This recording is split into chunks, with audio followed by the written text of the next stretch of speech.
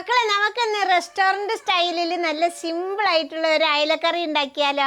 അതിനു വേണ്ടി ഞാനിവിടെ എടുത്തിട്ടുള്ളത് മീഡിയം സൈസിലുള്ള 1/2 കിലോ അയലയാണ് എടുത്തിട്ടുള്ളത്. ഈ കറി ഉണ്ടാക്കാൻ മീഡിയം സൈസുള്ള അയലയാണ് നല്ലത് കേട്ടോ. മസാലയൊക്കെ പിടിക്കാൻ വേണ്ടിയിട്ട് ഞാനിതാ ഒന്ന് ചെറുതായിട്ട് വരഞ്ഞു വെച്ചിട്ടുണ്ട് കേട്ടോ. കണ്ടില്ലേ? ഇനി നമുക്കൊരു നെല്ലിക്ക വലിപ്പത്തിലുള്ള പുളീനെ ഒരു 1/4 കപ്പ് വെള്ളത്തിൽ കുതിർത്താൻ അങ്ങോട്ട് വെക്കാം. കുടംപുളിയാണെങ്കിലും കുഴപ്പമില്ല കേട്ടോ. കുടംപുളി ഇടുമ്പോൾ 2-3 പ്രാവശ്യം കഴുകിയിട്ടിടണം. അതില്ലെങ്കിൽ ഒരു കയ്പ്പ് രസം ഉണ്ടാവും. ഇനി നമുക്ക് കറി ഉണ്ടാക്കാൻ തുടങ്ങാം. അതിന് വേണ്ടി ഞാനൊരു മൺചട്ടിയാണ് അടുപ്പത്ത് വെക്കുന്നത്. വീട്ടിൽ മൺചട്ടി ഉണ്ടെങ്കിൽ അതിൽ തന്നെ മീൻ കറിയൊക്കെ ഉണ്ടാക്കാൻ നോക്കണേ. ചട്ടി ഒന്ന് ചൂടായി വന്നാൽ നമുക്ക് ഒരു 1.5 ടേബിൾ സ്പൂണ് വെളിച്ചെണ്ണ ഒഴിച്ചു കൊടുക്കാം.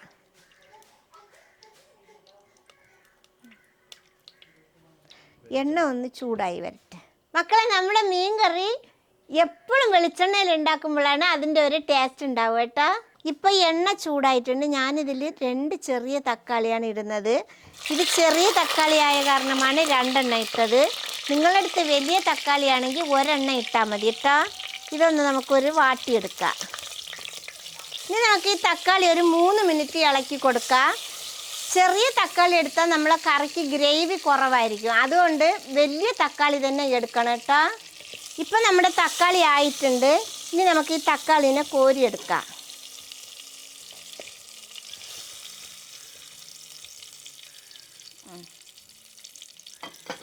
ഇനി നമുക്ക് ഈ എണ്ണയിൽ തന്നെ ഒരു 10-25 ചെറിയ ഉള്ളിനെ ഇതിലിട്ട് കൊടുക്കാം. ഇത് നമുക്കൊന്ന് ഒരു 2-3 മിനിറ്റ് വാട്ടിയെടുക്കാം. എണ്ണത്തിനൊരു കണക്കില്ലെങ്കിൽ ഒരു 150 ഗ്രാം ഉള്ളി എടുത്താൽ മതി കേട്ടോ. അപ്പം നമുക്ക് കറിക്ക് നല്ല ഗ്രേവി കിട്ടും. പിന്നെ കറിക്ക് നമുക്ക് രുചി കൊടുക്കുന്നതും ചെറിയ ഉള്ളിയാണ്. അപ്പം നമ്മൾ കറക്റ്റായിട്ട് തന്നെ ചെറിയ ഉള്ളി എടുക്കണേ. അപ്പം നമ്മുടെ ഉള്ളി ആയിട്ടുണ്ട്. ഈ തക്കാളിയുടെ കൂടെ തന്നെ ഉള്ളി നമുക്ക് കോരിയെടുക്കാം.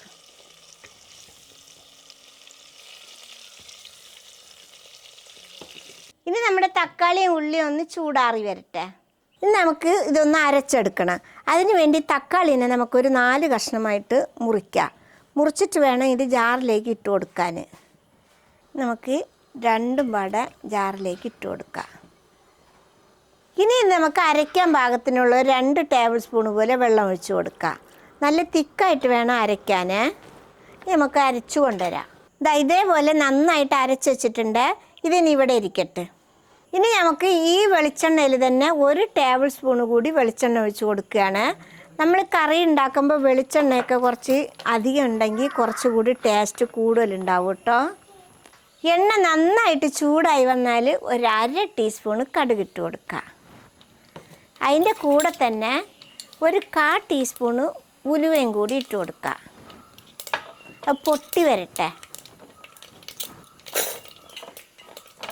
ഇപ്പോൾ കടുകും ഉലുവയും നന്നായിട്ട് പൊട്ടി വന്നിട്ടുണ്ട്. ഈ സമയത്ത് നമുക്ക് 1 ടേബിൾ സ്പൂണ് വെളുത്തുള്ളി അരിഞ്ഞത് ഇട്ട് കൊടുക്കാം. അതിൻ്റെ കൂടെ തന്നെ 1/2 ടേബിൾ സ്പൂണ് ഇഞ്ചി നീളത്തിൽ അരിഞ്ഞത് ഇട്ട് കൊടുക്കാം.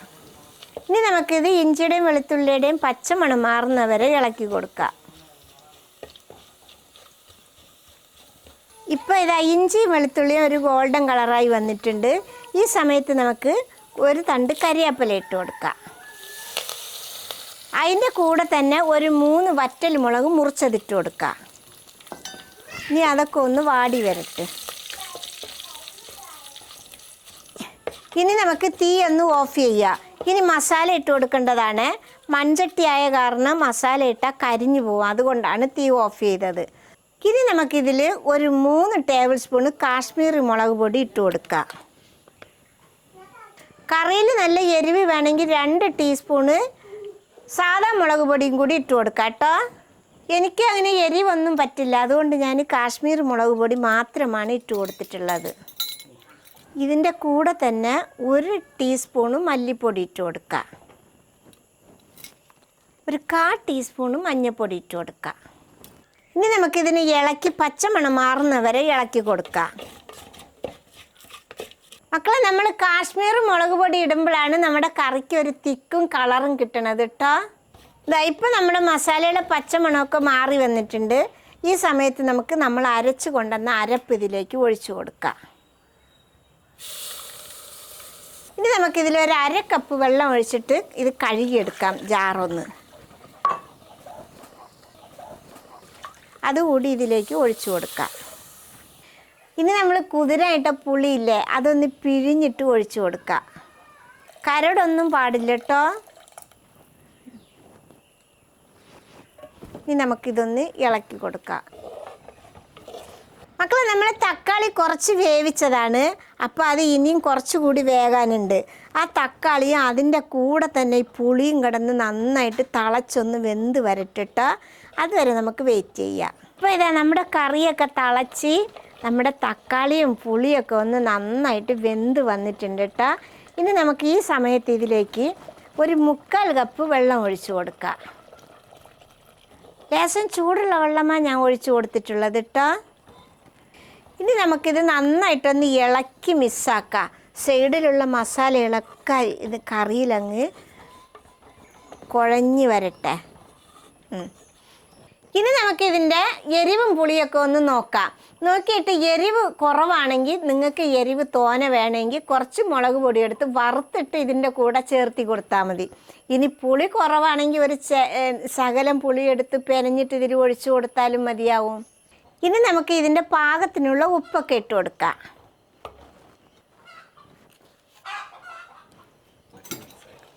നന്നായിട്ടൊന്ന് ഇളക്കി ഉപ്പുണ്ടോ എന്ന് നോക്കാം.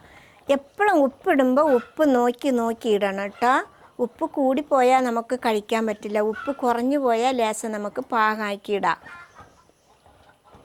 ഇനി ഇതൊന്ന് നന്നായിട്ട് തിളച്ച് വരട്ടെ. ഇപ്പം നമ്മുടെ കറി നന്നായിട്ട് തിളച്ച് വന്നിട്ടുണ്ട്, കണ്ടില്ലേ? ഇനി നമുക്ക് ഈ മീൻ ഓരോന്നായിട്ടെടുത്ത് ഇതിലേക്ക് ഇട്ട് കൊടുക്കാം.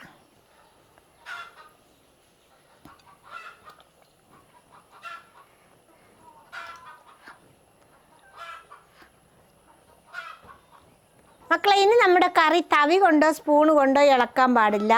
ഒരു തുണി ഇങ്ങനെ പിടിച്ചിട്ട് ഇങ്ങനെ ഇളക്കി കൊടുത്താൽ മതി കേട്ടോ. ഇങ്ങനെ ചുറ്റി കൊടുക്കുക.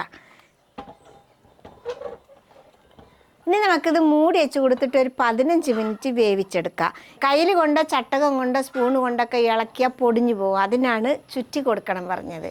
അപ്പോൾ പൊടിയില്ല. നമ്മളെ റെസ്റ്റോറൻറ്റിൽ എങ്ങനെ അയലക്കറി കിട്ടുമോ അതേപോലെ കണ്ണോടെ കൂടി കിട്ടും. മക്കളെ, ഇടയ്ക്ക് ഇതേപോലെ ഒന്ന് തുറന്നിട്ട് ഇങ്ങനെ ഒന്ന് കറക്കിയെടുക്കണം കേട്ടോ. കണ്ടില്ലേ? ഇനി ഇവിടെ ഇരിക്കട്ടെ.